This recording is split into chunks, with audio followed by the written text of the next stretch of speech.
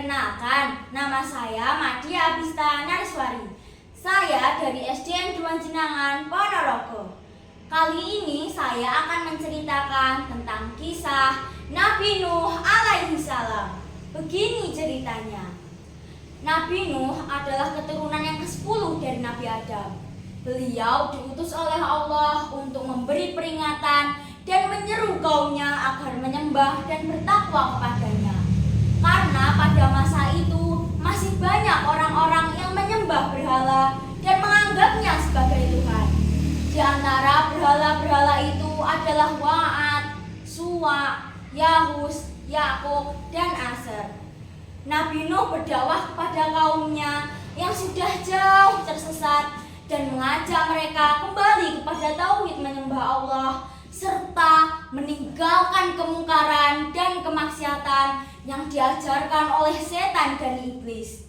Nabi Nuh menarik perhatian kaumnya untuk melihat alam semesta yang diciptakan oleh Allah berupa langit dan matahari, bulan dengan bintang yang menghiasinya, bumi dengan kekayaan yang ada di dalamnya, pergantian siang dan malam merupakan bukti nyata adanya Tuhan yang Maha Esa yang harus mereka sembah, bukan berhala-berhala buatan mereka sendiri. Nabi Nuh sangat tekun, sabar, dan rendah hati dalam berdakwah, baik secara terang-terangan maupun mendatangi seorang demi seorang.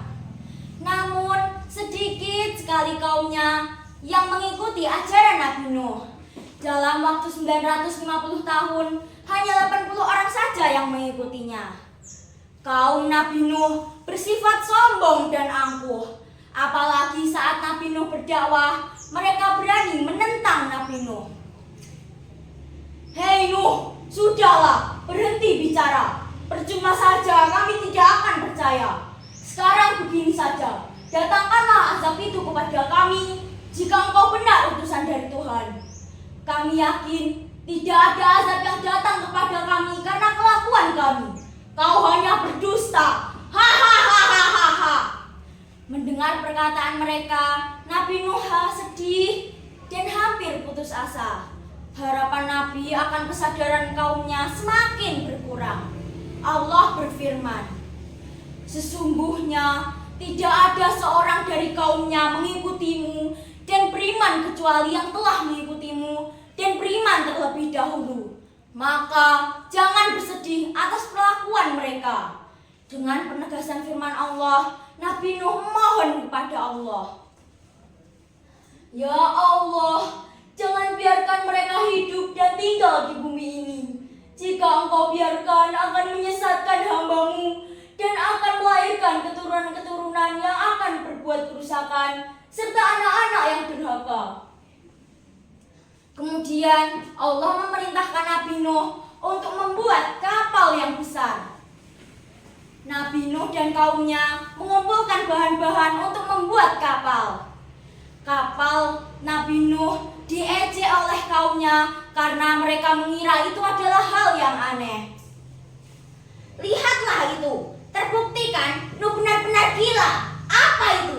Bikin kapal di tengah-tengah hutan. Mau berlayar di hutan ya? Hahaha. Nuh, sejak kapan kau jadi tukang kayu? Bukankah engkau mengaku seorang nabi? Mengapa engkau sekarang jadi tukang kayu? Hahaha." Nabi Nuh tetap tersenyum dan menjawab, "Baiklah, tunggu saja saatnya. Kamu sekarang mengejek kami, tapi tunggulah azab dari Allah yang akan datang menimpamu." Nabi Nuh telah melaksanakan tugasnya sebaik-baiknya. Akhirnya Allah menyuruh Nabi Nuh untuk memasukkan binatang-binatang, sepasang jantan dan betina untuk dimasukkan ke dalam kapal bersama orang-orang yang beriman, keluarga, kecuali istrinya dan anaknya yang bernama Kan'an. Mereka tidak mau masuk ke dalam kapal karena mereka tidak beriman dan tidak mengikuti ajaran Nabi Nuh. Setelah itu, langit menjadi gelap, petir menggelegar, turun hujan sangat deras, dan muncul air dari dalam tanah. Dalam sekejap mata telah menjadi banjir yang besar. Saat Nabi Nuh berada di geledak kapal, memperhatikan orang-orang kafir yang bergelimpangan di atas air, tiba-tiba terlihat putranya Kan'an yang sedang menyelamatkan diri. Sebagai kasih sayang seorang ayah kepada anaknya, Nabi Nuh berkata, "Anakku sayang, masuklah ke dalam kapal ini. Tidak ada yang selamat dari azab ini, kecuali orang-orang yang masuk ke dalam kapal ini." "Tidak, ayah, aku tidak mau masuk ke dalam kapalmu. Aku akan manjat bukit yang tinggi, pasti aku akan selamat." Setelah itu ada gelombang besar, wush, dan Kan'an tidak terlihat lagi. Ia termasuk orang-orang yang dibinasakan. Nabi Nuh sangat sedih, tetapi ia menerima keputusan Allah. Dan akhirnya orang-orang beriman pun mendarat di sebuah pulau. Dan akhirnya mereka mulai hidup baru tanpa gangguan orang-orang kafir. Ya teman-teman, dari kisah ini menceritakan bahwa siapa saja yang durhaka terhadap Allah dan Rasul-Nya akan ditimpa azab di dunia maupun di akhirat. Sekian cerita dari saya, mohon maaf apabila ada salah kata. Di sumur ada ladang, bolehlah saya menumpang mandi.